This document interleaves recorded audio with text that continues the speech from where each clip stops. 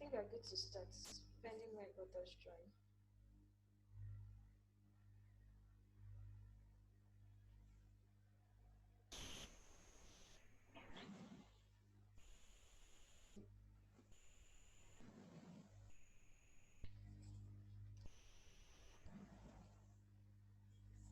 I think we can start now, pending when others join. Okay. Good morning, delegates. Good morning. It's nice to have you here today. Good morning. I guess it's time and we have to start. Other people will join us and we shouldn't take too much of your time.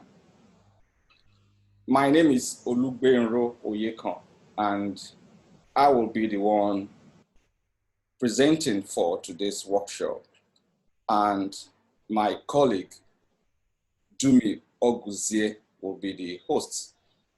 Well, thank you for coming, and we look forward to your contributions and cooperation throughout the session. This program is a program of the Online Campus Nigeria. Online Campus Nigeria is the virtual facility of the International School of Management, Lagos, and International School of Management, London.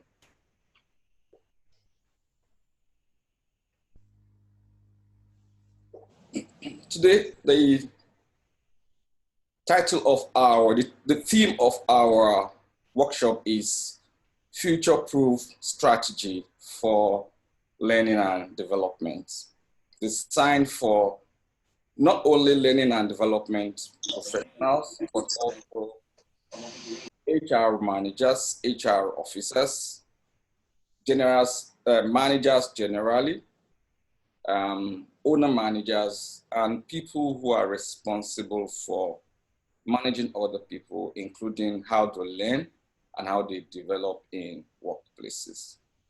So this is a session that cuts across in terms of its advantage for professionals. And I will be taking us through the slides. All of the slides here are 20 altogether, and we shouldn't take too much of your time. Plus or minus 60 to 70 minutes, we should be done and be on our way out of here.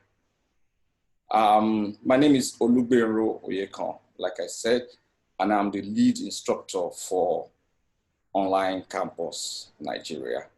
I've been involved in online education, both as student and as tutor for more than 10 years.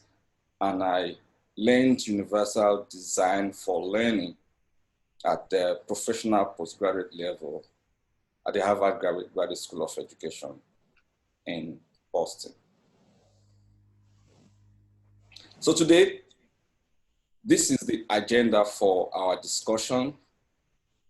And as you quickly look through, please also take notice that the time we should be spending here is 78 minutes, but it's an approximate time. So plus or minus 78 minutes. And that does not really include questions and answers, which will be determined by how many people are willing to ask questions and how long we allow those questions to drag. So to start with, I would like to break the ice, do something a little bit unusual, and I hope to get your cooperation. So I would like to start by asking a question. And you will agree with me, for those of us who are learning and development professionals, that questioning on its own is a very effective way to enhance learning. Questioning on its own is a very effective way for enhancing learning. And so the question I would like to pose to us this morning, and if you are willing, you have something to say, and I really encourage you to please say something, please lift your hand and the host will allow you to talk. And my question is this: what is the prime essence of learning? My question is, what is the prime essence of learning? Why do we learn? Ultimately, what is the purpose of learning? I'm looking forward to a response from any of the delegates out there.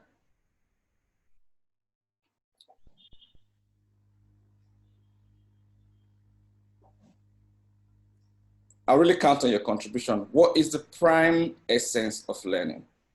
Okay, someone has his hand up. John Please. Williams.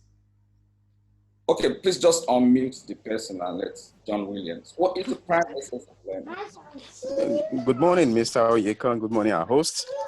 Good morning, sir. Okay, for me, learning is for development of the mind, development of the mind and use of that information that has been learned. Thank you very much. Thank you very much. And I agree with you. When that learning is used, it will eventually develop the mind.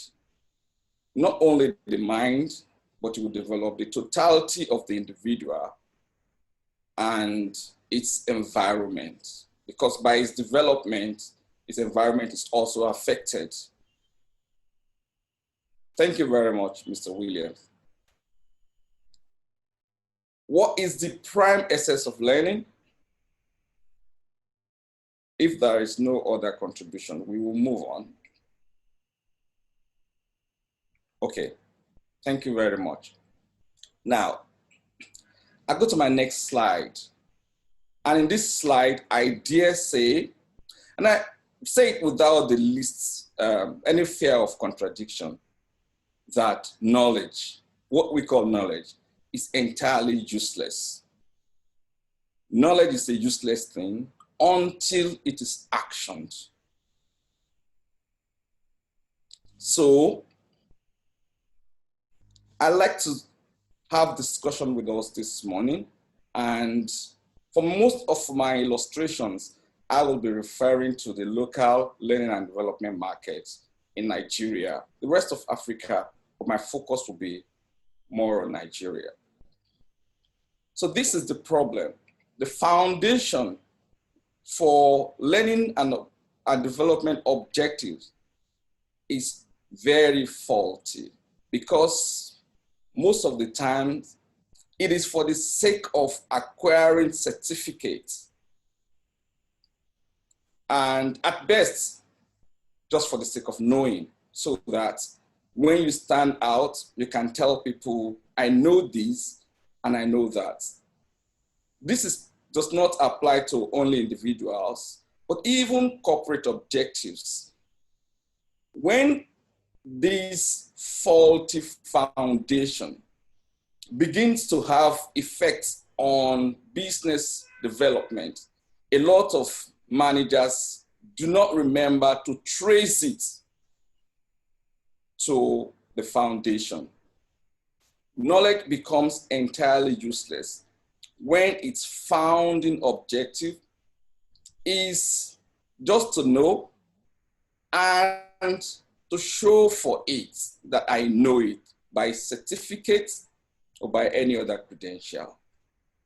This is the reason why a lot of people seem to know so much. They are well educated, but perhaps not well informed. Because for many of these people, they don't also know the essence of their education. So the information for which they would use the knowledge is the missing link. And so that is the reason I dare say that knowledge on its own, it's nothing but a potential that an individual has, or even that an organization has, and it's totally useless until it is actioned. This I want to put up as an hypothesis is the problem of the learning and development market in Africa and specifically in Nigeria. And until actual performance or positive change takes place, knowledge is useless and has lost its place as power. So, as a result of my initial mention, knowledge is only power when it's got a proof. And the proof of that power should be action. So since the action part of knowledge is missing, there is nothing like development, therefore, and there are no positive changes. Ideally, for individuals and corporate organizations, learning and development function should be a strategic function. It is not operational. And because a lot of organizations give it operational approach, they send employees for training and development and expect to get instant feedback in terms of return on investment or changes in the attitude, skills, and performance of those individuals. That is not a strategic approach to the function. A strategic approach to learning and development is the one that carefully realizes what is necessary for an individual development based on analysis of performance appraisal. Then have a plan of training and follow up that eventually helps to achieve the initial objective. So every training should be targeted towards specific objectives. Much as we all know this in theory, not everybody takes time to practicalize it. So I'd like to remind us today that as many of us as are learning and development professionals and managers or individuals that are responsible for the learning and development of other people, we will do better if we can, and I really encourage us to please do. Adopt a strategic approach to learning and development so that it is for achieving specific objectives. It is for increasing skills, for acquiring new skills, or even correcting current skills, to drive performance, for constant improvement and creating long-term value.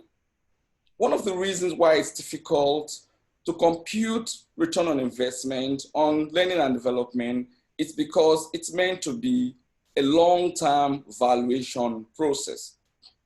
Not something that was done last month, and we want to capture return on investment next month. Unfortunately for us, the human resource element of factors of production is also a very risky one. So organizations can expend a lot of money on learning and development this month, and the employees could leave tomorrow.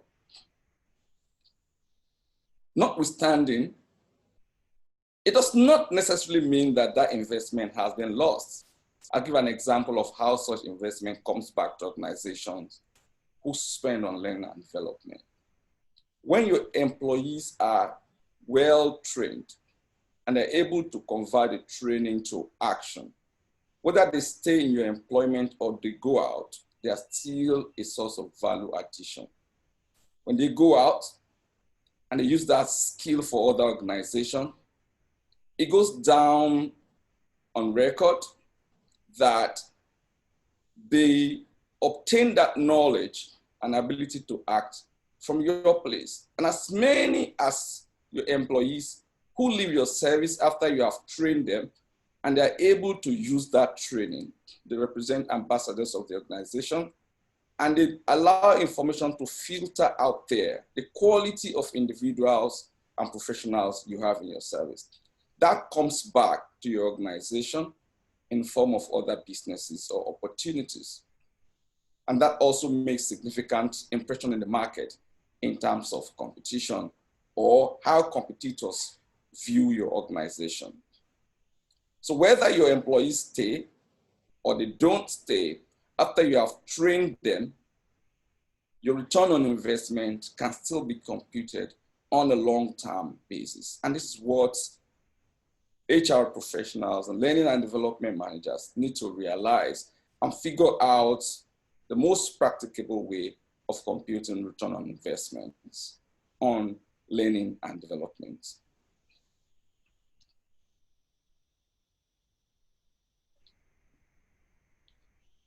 You will all agree with me that when we talk about learning and development, there are countless types, means, modes, and methods. So I call it TMMM. There are countless combinations of types, means, modes, and methods of delivering learning and development, to the extent that there is no generally accepted method. And while that is good because it creates a lot of flexibility for practitioners, it also has a disadvantage because it allows opportunistic service providers to manipulate unsuspecting clients, such as we will realize later in this discussion. So in terms of types, the two most popular types of learning and development is what we call pedagogy and andragogy. By pedagogy, it means learning and development for young people, while andragogy is adult learning. But that is not enough. Notwithstanding, it's good to always call our attention to the fact that the training and development designed for adult people, which is the more relevant of the two when we talk about corporate learning and development, cannot be structured the same way we will structure or design learning and development for teenagers or university level individuals. Because adult learning is completely different based on its structure, its delivery, and application to learning. But whether a learning is by pedagogy or andragogy type, it can also be synchronous or asynchronous. We are all used to synchronous learning methods. And because of that, it is almost to the exclusion of asynchronous. Synchronous means everyone on the learning program is required to learn together at the same time, and that is why we have timetable. So all students or learners come to the class at the same time. Tutor is also in the class at the same time. Exercises, activities are meant to be submitted at the same time, and all things are done in a synchronized order. But there's a different type of learning that has even proven to be more effective than synchronous. But because we are not used to it, a lot of people are averse to it, and that is asynchronous. A lot of people make the mistake of interpreting asynchronous as a learning system in which you are on your own, but that's not right. It might give you a feeling of being alone, but asynchronous learning can also be interactive despite asynchronous. Because asynchronous means a learning arrangement in which everybody on the learning program can undertake all the activities or learning methods at different times, not necessarily at the same time. So they are not constrained to the same class time or study time, but they are given the flexibility to undertake all activities and learning at their own pace, but they also include deadlines for things like submission and interaction. So while asynchronous gives that flexibility, its advantage does not end there. It also gives time for deeper critical reflection. For example, in a synchronous class, when a facilitator or a tutor asks a question, he wants you to answer there and then, just the same way I asked question at the beginning of this presentation, and I wanted people to answer. That arrangement does not give enough time for reflection, but asynchronous does, because usually for every activity, you have several hours, sometimes days, to think through it and provide quality answer. That happens to be one of the advantages of asynchronous study. For an asynchronous study, that it's also created in an interactive way does not make the learner feel alone or feel unattended to. We'll talk about that later. So, modes of learning can be face-to-face, which is what we are most used to. It can be online or by e-learning. It is difficult, like I said in our second edition of this program, it is difficult to differentiate between online and e-learning. As of now, both in practice and in theory, both are used interchangeably, and there is no clear demarcation between what is online or what is e-learning. Although there are researches that claim that e-learning has been around for longer than online, and that online uses LMS while e-learning does not use LMS. Those arguments are not generally accepted. They're just in the opinion and view of some scholars. Because in practice, people still use online and e-learning interchangeably. But there's another mode that is called hybrid, more popularly referred to as blended, which is a mix of both face-to-face and online. So I'll give an example. An asynchronous learning that is blended and an andragogy in type means that it is an adult education in which everybody has the flexibility to undertake its activities differently, and at the same time, have an opportunity to meet together once in a while for interaction. So that is an example of an andragogy that's asynchronous and hybrid or blended in nature. There are three most popular methods: learning by passive, active, and interactive methods. A passive method is probably the most boring because you are all by yourself all the way, such as we have in most of the MOOC, like Alison and Udemy, where your materials are hosted somewhere, and on your own you have to read, you have to understand, answer questions, and complete the course without interaction with anybody. Mostly also without activities. The next more productive one is an active learning method that involves activity. And the most desirable of the three is called interactive, that involves activity, collective activity activity, an exchange of ideas, exchange of assumptions, an ability to reconcile perspective among all delegates on a particular learning program. So learning can be an andragogy that is asynchronous, blended, and interactive.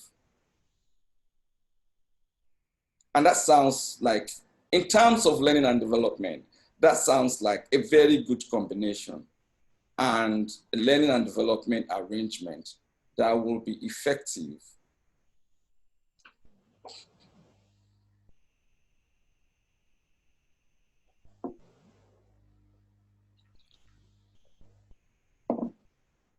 I'd like to quickly talk about the fact that whether your learning arrangement is an andragogy, whether it is synchronous or asynchronous, whether it is online or face-to-face, whether it's active or interactive, will largely depend on the nature of the knowledge you're sharing. So in real effective learning and development, there is no one-size-fits-all arrangement. There is no one-size-fits-all arrangement. Of course, in reality, there can be certain combination of the methods and types and modes that I shared in the earlier slide that are often more used than other combination. But how you arrange a learning depends on the nature of the knowledge you want to share. I'll give an example. If you want to teach somebody how to swim and you want it to be by andragogy, adult learning, or pedagogy, and you want it to be asynchronous or synchronous, but you want it to be online and passive, there's no way such can be effective. Because the only way you can effectively learn swimming must involve action, activity, and better still, interactivity, in which case you have to actually take people to the swimming pool and demonstrate how to swim for them. You can use activities such as watching videos of people swimming, but that does not still help the person to become a good swimmer until you have taken the person into the pool and let him act. So that also applies to different types of knowledge, whether you want to teach someone how to cook or how to handle a thing or the other, or a particular skill for work.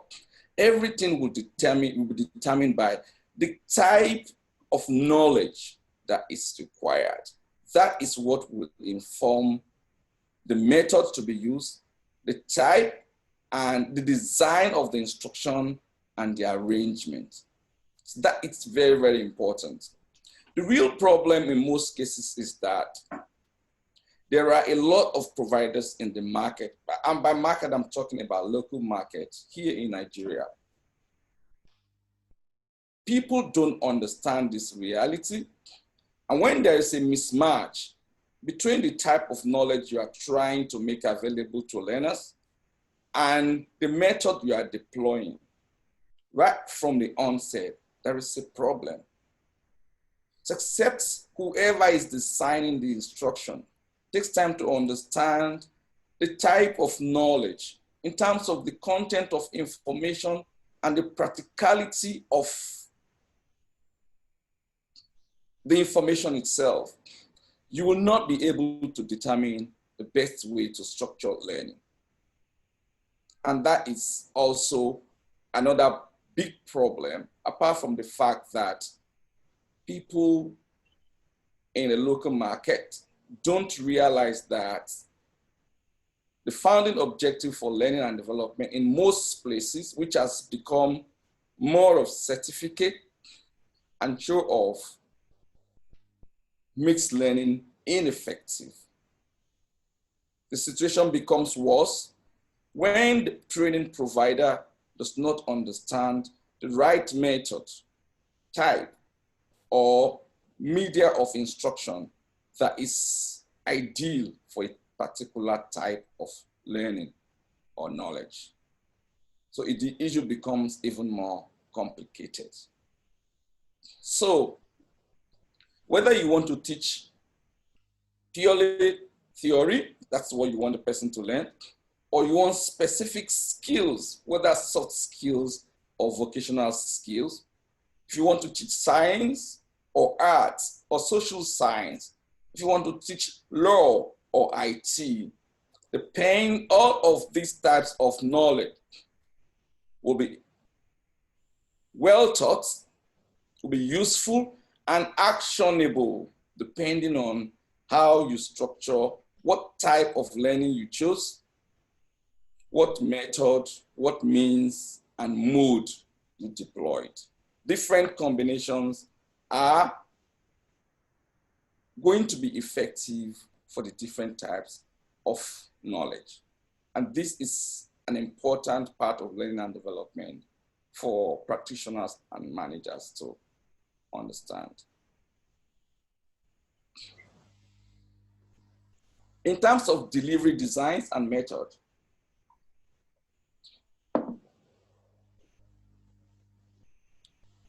in terms of delivery design and method, learning should be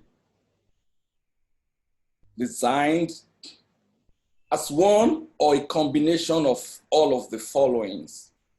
It can be self-paced, in which the learner determines the progress of the learning, but within a defined start and end time.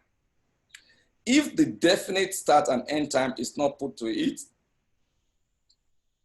learning can become infinite, and as a result, it will lose steam, and the learner will have nothing to learn at the end of the day. So imagine that one of those companies that operates Allison says you can learn emotional intelligence, and there is no specified start time and there is no specified end time. So anyone can create an account, go to their platform, start this year and complete it in 5 years' time, while somebody else can complete it in 2 days' time. That is not going to be possible. So as self-directed as self-paced learning are, they are also designed to happen within definite start and end time. This is a fact that instructional designers understand very well. So a self-paced design can at the same time be instructor-led. So that means that the learner determines the pace, but under the guide of the instructor, who gives information as to time, how times are allocated, and determines the speed of the progress, usually within range of times. Every activity will be designed within range of times. So learning can be self-paced, and at the same time, it can be instructor-led.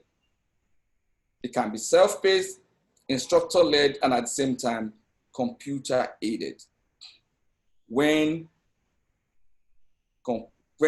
computer and information technology, tools and platforms are used to support the learning, that is what it means that it is computer-aided.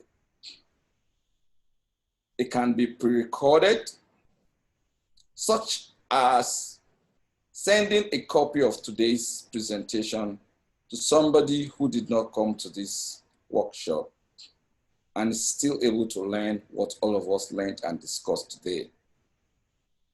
So it's possible to have a learning design in which a learner goes at his own pace, but under the guide of an instructor-led, based on the use of computer platforms, including the use of some pre-recorded information.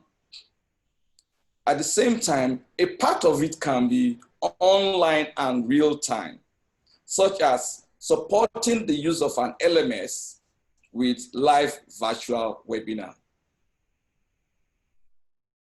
So there are also live virtual video telephony platforms that have become very popular nowadays, such as Zoom meetings and Microsoft Teams. These technologies have become so popular, but to the disadvantage of the market, because a lot of providers have built their learning methods and design 100% around this video telephony. So, especially for a market like Nigeria, where we have got problems of infrastructure, poor internet connection, very low bandwidth, then some business schools or training companies offer training 100% via Zoom meeting and ask learners to come by 9 a.m. till 1, during which time those 4 hours, any member of the class can be thrown out of the platform, even without the facilitator knowing. As I speak to you, I am not sure that everyone on this meeting can hear me clearly or not, but I'm speaking to you on the assumption that everybody's hearing me clearly. But 1 or 2 people will have been thrown out of this classroom since we started in less than 30 minutes, even more than 2 times. It gets so bad that even facilitators himself might be the one that will be thrown out of the platform. Not as a result of their own fault, but due to poor internet infrastructure, low connection, and bad connection and low bandwidth. So for such a largely inadequate environment, it does not really make sense to build a learning method around those systems and then bait the learners with low price. And I dare say that for many of those who do that, the lowest prices that they charge for the training is a reflection of poor quality and ineffectiveness of the offering. So my argument right now is not that live virtual classes are not good, but that it is not efficient to build a delivery 100% on the use of any of the platform. It's not likely that delegates or participants will get value, and it's not likely that even the provider of training will be able to ensure optimum participation and quality dissemination of information, because the bandwidth or the connectivity of participants are not within the control of the training provider. And for a market like ours, where there are a lot of providers in the market, a lot of people also try to manage costs. So it's not unlikely that you have a class of people whose internets are very low, and there's no way, even as I speak to you now, of ascertaining whether you all can hear me well or whether you all have good internet connection.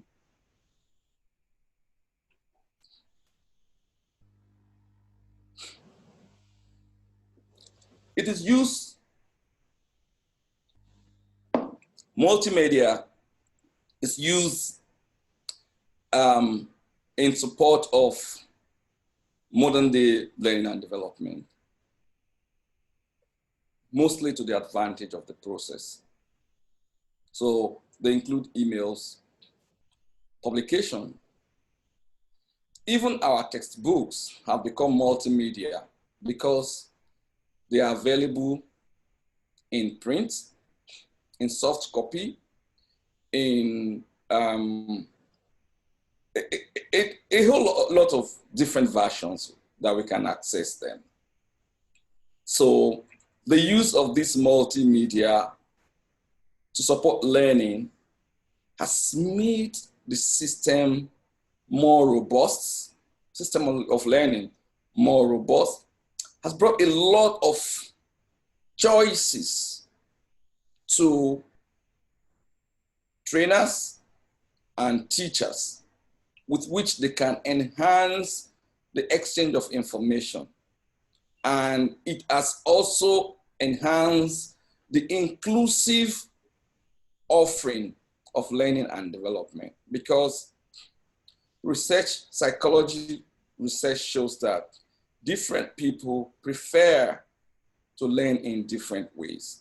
So given the variety of available multimedia resources, providers of learning and development programs have a lot of an array of choices to make from in order to enrich the learning. So you can use emails. You can use publications that are either print or electronic, telephone, instant messaging, WhatsApp and Telegram, social or professional network platforms, videos and podcasts, video telephony, which I just spoke about, Zoom and Microsoft Teams, and LMS. The problem is really that some of these multimedia sources, they are not alone on their own. They are not alone on their own for anyone to build a complete learning program on, because especially for this type of market, because of the environment, because of poor infrastructure, because of some other cultural factors. So what is recommended and what has proven to be most effective is a combination of sources and resources. That also helps. So for example, if I'm deploying an online learning on, let's just say, a particular activity that I want learners to undertake, I can provide it in the form of, I can provide it through email, make the same thing accessible or available by video files, in print medium, and then still make time to come on live virtual sessions like this. So what I'm doing at the end of the day is reinforcing the same activity through different sources so that people can choose 1, 2, 3 sources to relate with and then help drive their understanding higher and give better insights. One of the most effective multimedia type is the learning management systems, LMS. And there are many of them out there. The problem is also that a lot of people do not know how to maximize the use of LMS. If you're a provider of training and all you do is just to use your LMS to upload files and tell participant or delegate to download it and submit to you without engaging them, that LMS is underused. I like to say that that LMS is underused. A very good LMS, such as Blackboard or Moodle, provides functionalities that support interaction, including instant chat. So everyone at a particular time can have a chat in the classroom from anywhere. So there can be video recording, there can be video hosting, there can be platforms, forums, exchange of information over fixed or extended period of time. So when you use LMS for learning, with all of its functionality, an LMS functions like an average social network platform. So if you use an LMS with all its functionality, what will determine how well you use it and whether it's effective or not is how you have designed the delivery of that instruction in a very interactive way or not. If it's not interactive, that LMS is not being maximized. There's need to learn the functions in an LMS and be able to use it to the maximum. Many of them are even open source, while there are premium ones. So it depends on what your need is and what you can afford.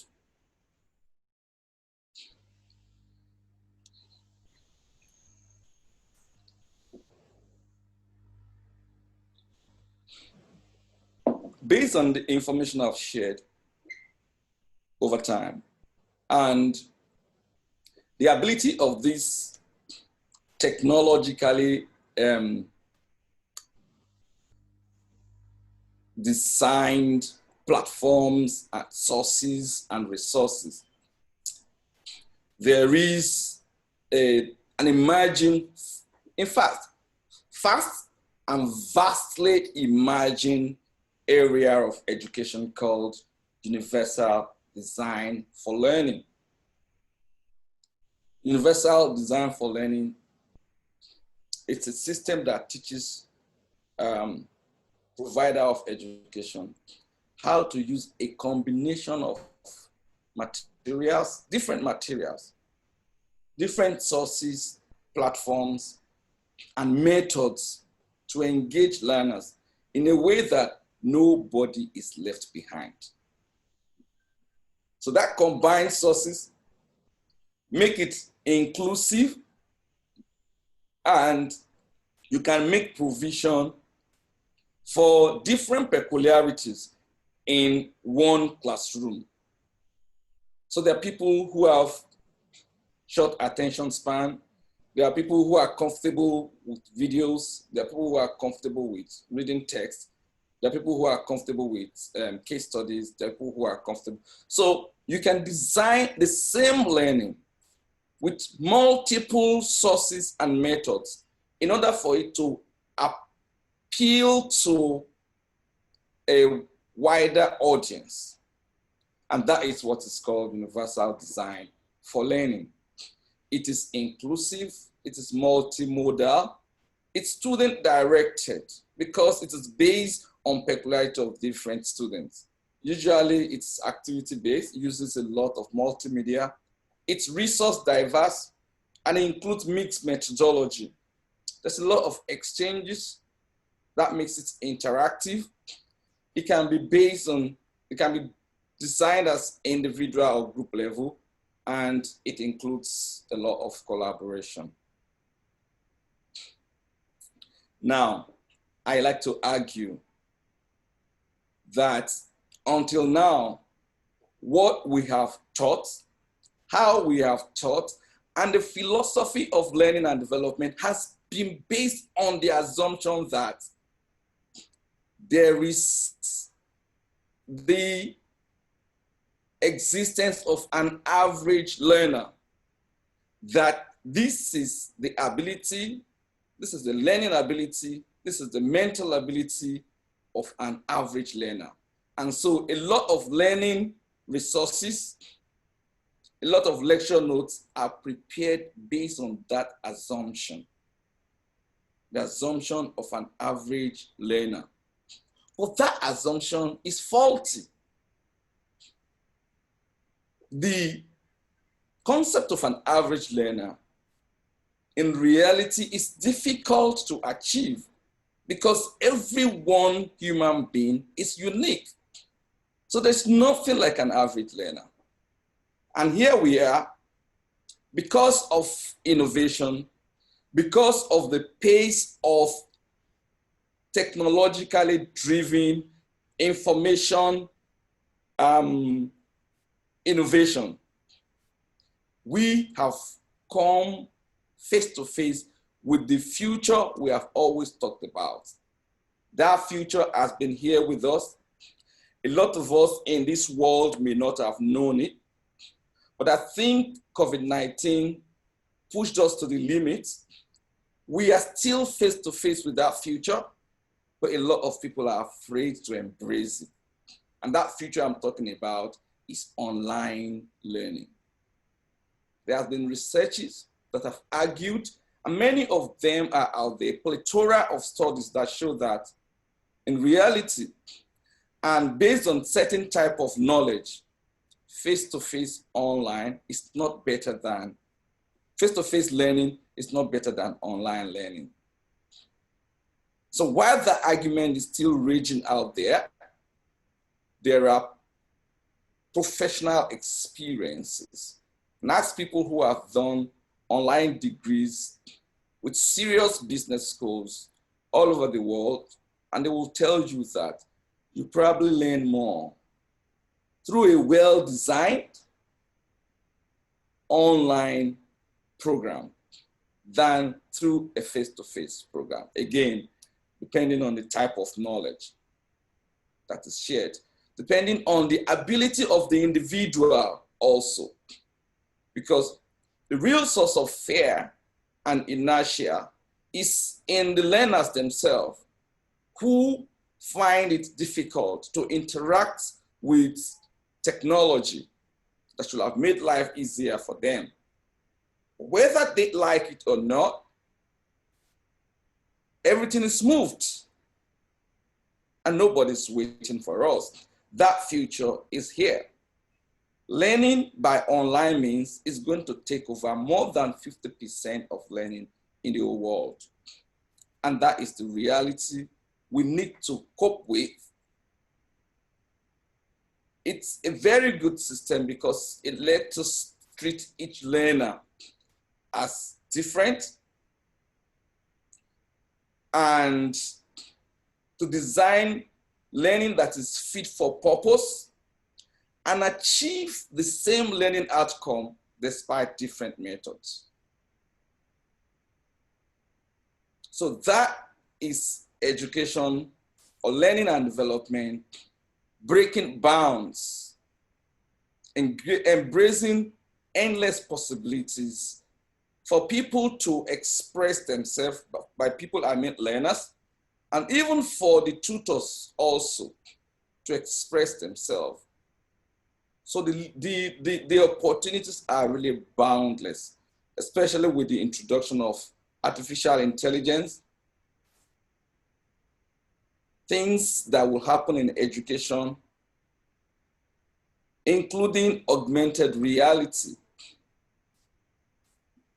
The future is here, and the earlier we catch the flight, the better.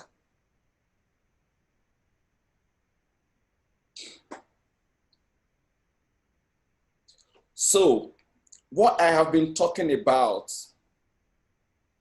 is the advent, the reign of tutored but student-centered learning. In our environment, in our market, we have been used to teacher-centered learning. So when you engage people in ways that slightly push them out of their comfort zone and ask them and give them access or information about sources of resources where they can get good and reliable information, and encourage them to, by themselves, interact with those information, a lot of people run away because they prefer a system where you put them somewhere and somebody talks to them like this. And in those systems, they are really able to challenge whatever a tutor tells them because they don't know any better. But that is never a good way for anybody to maximize whatever is the learning advantage made available to him. With this system, class sizes will become limited. There will be individual experience. People will control their learning by themselves, and it provides a lot of flexibility, extended reflection time, critical collaboration. By criticality, I mean ability to reconcile perspective and assumptions. With daily or weekly feedback from tutor who stands there as a leader of the process. The process also involves expanded peer learning. It is robust. The space is bigger. There's a lot more to learn from. We can never finish it, but we need to start. And we have a responsibility for people in our local market to understand that learning involves ability to sit down and read or listen to information and be able to write. So people who cannot interact with information, whether for learning and development purpose or for decision-making purposes, cannot learn and they're not likely to get better. So if people still stay at the point where somebody reads out all of information to them, they probably can't get better than they are already. The only way they can get better is to take the bull by the horn and be willing to interact with information by themselves and see what the tutor may not see and see what the manager may not see and be able to make sense of information based on their own personal talent and become better off. So what I need us to understand right now, and my argument is that online learning in Nigeria is either a new segment of an existing market or it's an entirely new market. However you see it, it is new to a lot of people and the struggle is too much. In the process of the struggle, there's a lot of adulteration. The people have watered down the capability or the value that online learning really offers. By choosing the lazy way out, please forgive me, or by looking for the easier combination of methods and resources. And that cannot take us anywhere. So I charge you as people also in the market. And I want to argue further that the truly online and effective online delivery is as good as most face-to-face settings.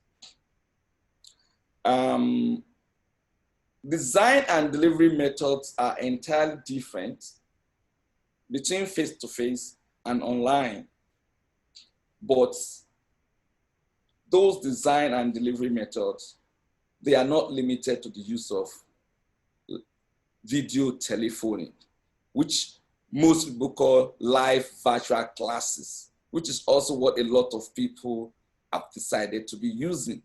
Those live virtual classes are just a superficial element of robust online learning. They can't do anything, but they cannot deliver 10% of what the online learning can offer. And this pyramid of learning can show what I'm trying to say. So the best a live virtual classroom can offer is both auditory and visual advantage. And both auditory and visual advantage they fall under passive learning by just lecture and reading, at best including audiovisual. But when it gets to the point of demonstration, deep discussion, practicing and teaching others, learning and development, instructional designers need to inculcate kinesthetic process that makes the learning experience active and interactive. And that is when learners can make the most of the experience.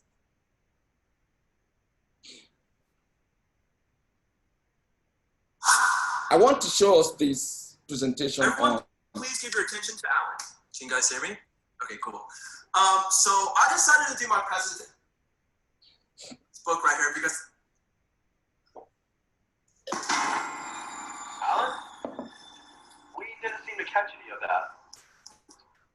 Alan, still with us? Alan? Looks like you're having some connection issues. Brent, let's go ahead and move on to your presentation. What's up, everyone, and welcome.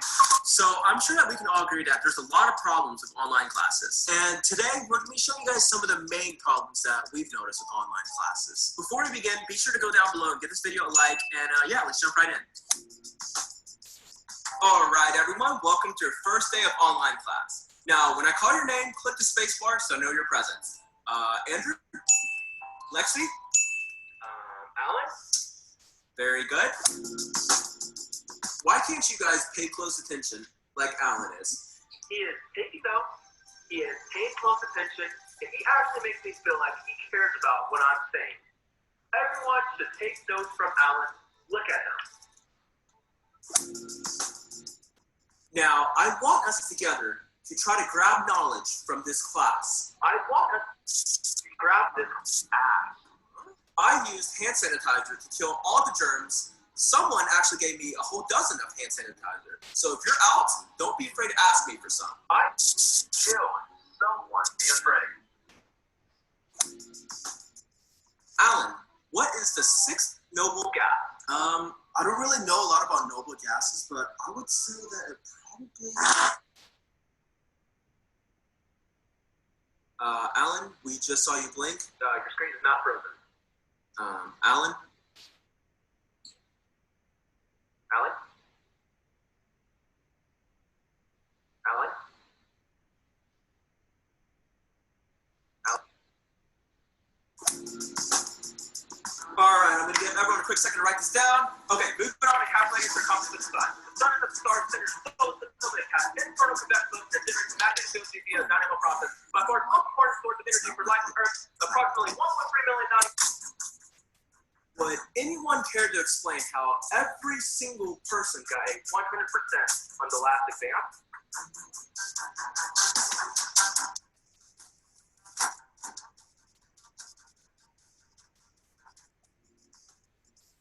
I see a lot of you don't have your webcams on. Now, for this online test, you're going to be required to turn on your camera.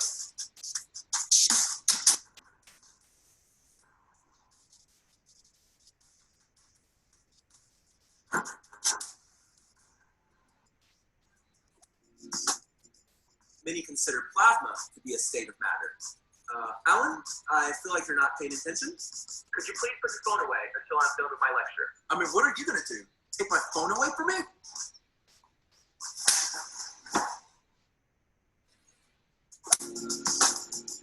So the last problem with online classes, we're just going to show you guys on a computer. It's a quick, easy fix. All you have to do is hit subscribe right there and turn on our post notifications. Honestly, it would mean a lot if you guys subscribe. So you will agree with me that as the provider of learning, you have little or no control over whether your participants are learning or not, and what is the quality of learning that takes place.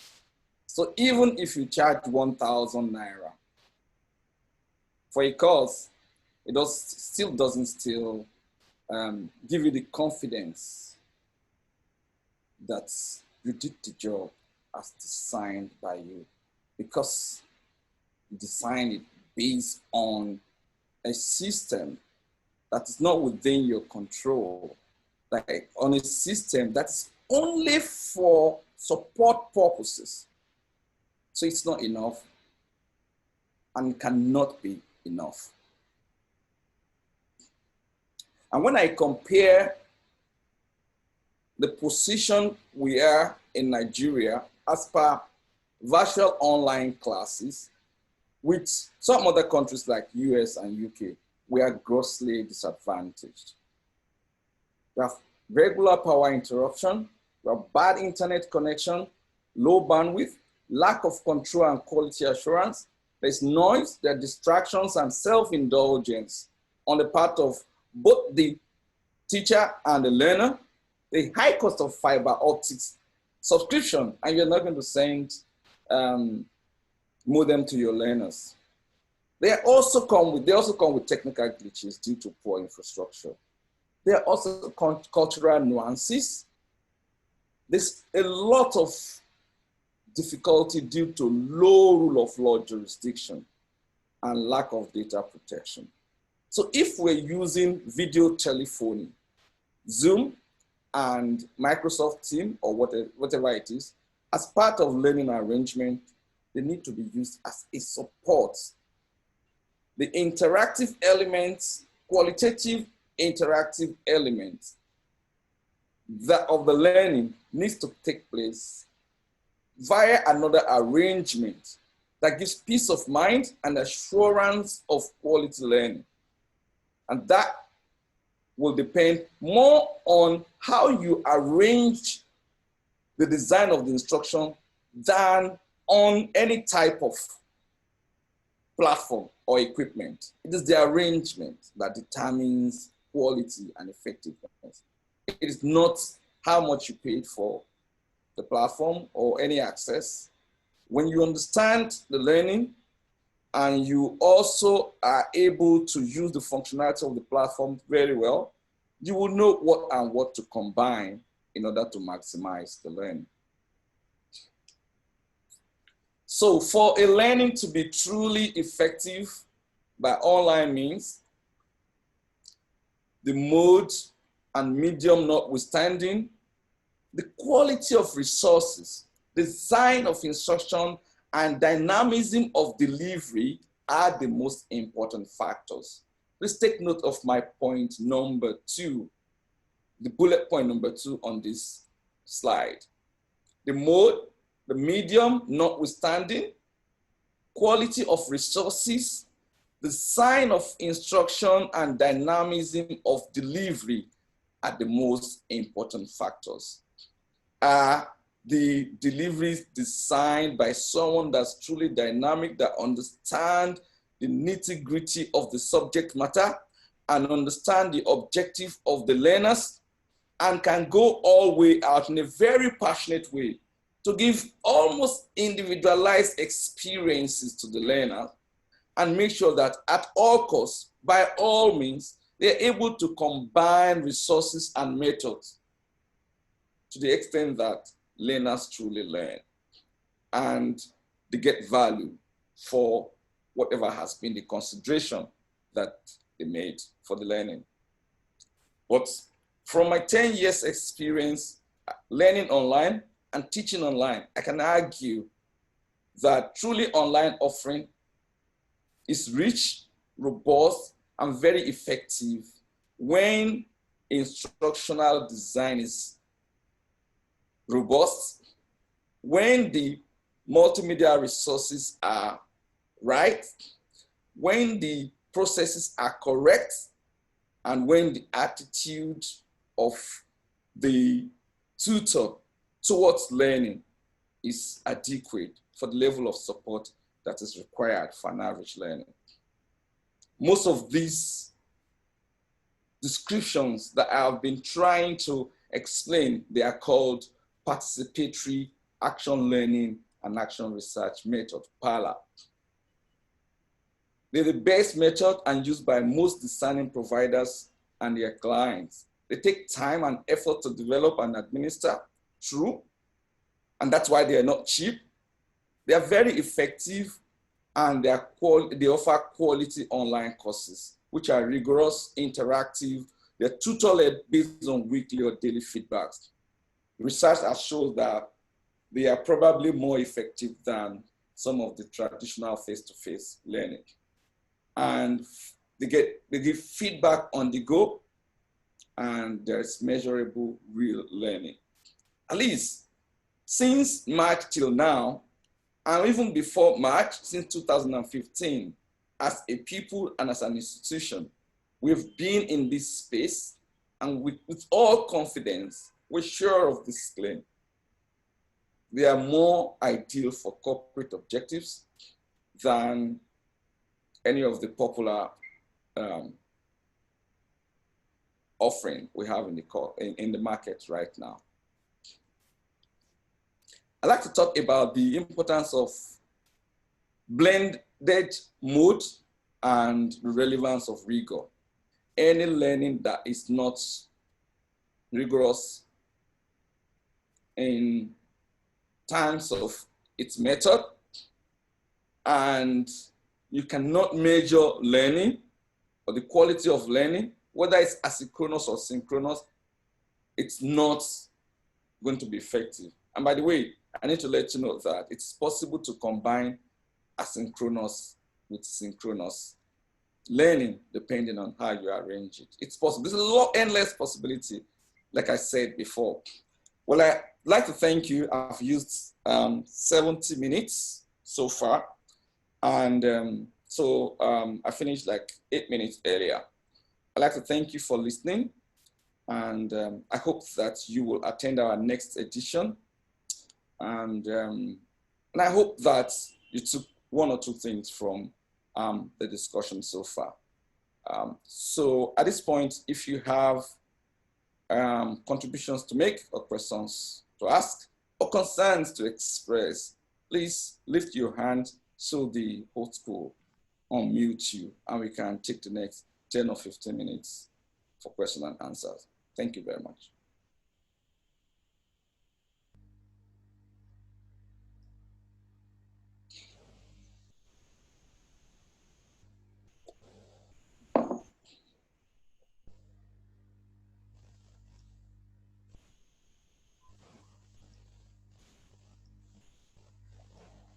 Oh, there are no hands up. None for now. Did I communicate so well? Or, so I think we should give it another minute or two. I think so too. And please take note that a copy of this presentation will be made available to you all, and including the video, the short video I played, aimed into the PowerPoint slide. If you have any questions and you don't feel like talking in the class, you could send direct message to the hosts, or you could later send an email to registrar@onlinecampus.edu.ng, or call us later at any point in time on 0808-536-9898. I'd like to thank you once again on behalf of the rest of my colleagues for your time and attention. I look forward to an opportunity to learn with you and exchange ideas until we can all boldly say that there's been a change in this market, and learning and development professionals deserve a lot of respect. Thank you very much. Thank you, sir. Please have a good day. We have written comments I'd like to. Okay, please, can we take them? Okay, from Oluwaseyi Agumbiade. Thank you so much, Mr. Oyekon, for the extensive discussion, so well communicated. From John Williams, thank you, sir. Awesome and insightful presentation. From Ibie Osio. It's Osio, actually. Okay, then. All right, thank you. Very good delivery and insightful. Thank you, Prof. Oyeko and your team for the session. Regards, Ibie Osio. Can we go to specific questions? No specific questions, just comments. Okay, that's fine. Thank you all. Thank you very much. Thank you for your kind words. I appreciate your time. I appreciate your contribution. Thank you so much. I feel so encouraged. Thank you, and bye-bye. Bye-bye.